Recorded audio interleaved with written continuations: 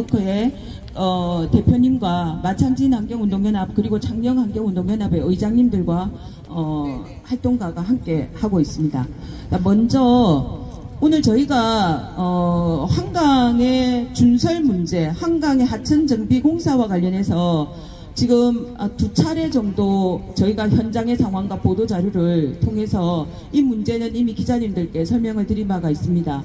그리고 지역 도민들께도 이 일과 관련해서 말씀드린 바가 있는데요. 이것과 관련해서 오늘 저희가 낙동강력 환경청에 전화로 그리고 또 때로는 한 번 정도는 좀 직접 찾아와서 이 문제에 대한 심각성을 전달하고 여기에 대한 낙동강력 환경청의 빠른 판단을 요구했습니다.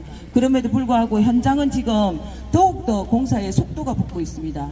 모래를 빠르게 반출하고 포크레인을 또 한 곳으로 집중해서 또 공사를 하고 하는 이러한 현장의 모습들을 보면서 이대로는 안 되겠구나 하는 생각을 했습니다. 더군다나 낙동강 하류, 즉 경남 구간에, 부산 경남 구간에 지금 보가 합천보, 한만보 두 개가 있습니다. 이 두 개의 보에 의해서 주변의 지천으로 내려오는 이 모래나 이런 것들이 낙동강으로 들어오기가 굉장히 어려운 구조에 있습니다. 그러다 보니 상대적으로 남강과 한강에 낙동강에 공급하는 모래의 공급원으로서의 역할, 즉 생태 회복으로서의 회복 공급자로서의 기능, 이런 것들을 볼 때에 한강과 남강이 가지고 있는 역할이 굉장히 큽니다. 그런데 지금 4대강 사업 이후에 전혀 이루어지지 않았던 골재 채취, 즉 한강의 하천 정비 공사를 빌미로 해서 홍수 대책이라고 하는 이 빌미를 이용해서 지금 한강의 모래를 전부 다 준설해서 골재로 사용하는 이러한 작업을 낙동강력 환경청의 공식적 허가를 통해서 합천군이 지금 하고 있습니다. 이 문제에 대해서 공식적으로 문제 제기하고 오늘 바로 직전까지 낙동강력 환경청의 청장님과 이 문제에 대해서 말씀을 나눴습니다. 이 결과를 먼저 좀 강호열, 낙동강 네트워크 강호열 대표님으로부터 좀 듣고 기자회견 시작하도록 하겠습니다. 한강의 중요성과 낙동강 본류에 미치는 영향에 대해서는 우리 집행위원장님께서 말씀을 하셨고요. 지금 이 사업이 2,600억 규모의 사업입니다. 그런데 이 사업에 의구심이 많습니다. 그 의구심에 대해서 저희들이 유역청장님과 담당 부서에 문제 제기를 했는데 환경영향평가가 제대로 이루어졌는가? 왜냐하면 한강에는 법정보호종 흰수마자 등 수많은 저서생물들이 살고 있는데 여기에 대한 것이 고려되었는가에 대해서 문제 제기를 했고요. 그리고 환경영향평가를 누가 하느냐 하면은 요청 안에서 서로 주고받게 합니다. 계획을 하천국이 세우고 평가는 평가가가 해주고 실행은 청이 하는 겁니다. 그러니까 짬짬이가 의심되지 않을 수 없는 그런 내용이 있습니다. 그래서 환경영향평가의 문제를 제대로 짚어봐야 된다 하는 이야기를 드렸고, 그 다음에 이 사업이 8개로 쪼개기 사업으로 해서 현재 이 사업을 상당히 축소시켜서 피해가려고 하는 경향성이 있다. 그래서 이것이 적법한가 하는 문제에 대해서도 문제 제기를 했고요. 그 다음에 여기서 지금 채취하는 토사를 반출하는데 이 반출 권한과 판매 권한을 합천군에 줬어요. 합천군이 이것을 판매해서 막대한 수익을 발생하는데 이것과 관련된 법적 근거가 있는가? 또 이거는 합천군과 유역청이 토건적 뒷거래가 있는 것이 아닌가에 대해서 문제 제기를 했습니다. 그리고 지금 발생하는 여러 가지 문제에 대해서 당장 반출을 중지하고 공사 중단을 요청했습니다.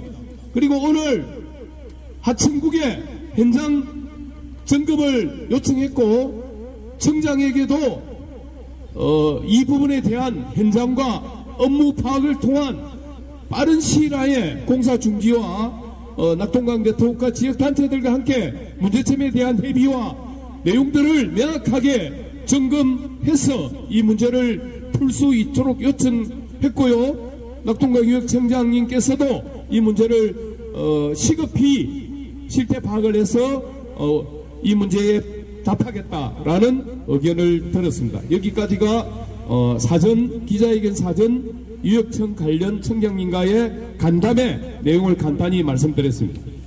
수위가 내려가는 겁니다. 이런 엄청난 예산을 투입하고 헬스를 투입하고 이런 공사를 벌인다는 것이 도무지 이해가 안 되는 거죠. 저희는 관련해서 성명서 속에 내용이 좀 담겨 있습니다. 그리고 성명서에 오타가 한 2군데 정도 보입니다. 어제 갑작스럽게 정리된 기자회견이라서 오타가 있는 것에 대해서 양해를 미리 좀 구하면서 기자회견문 낭독 두 분께서 해주시겠습니다. 양산환경운동연합의 박재호 의장님하고 창녕환경운동연합의 정석중 운영위원님 두 분이 낭독하시겠습니다.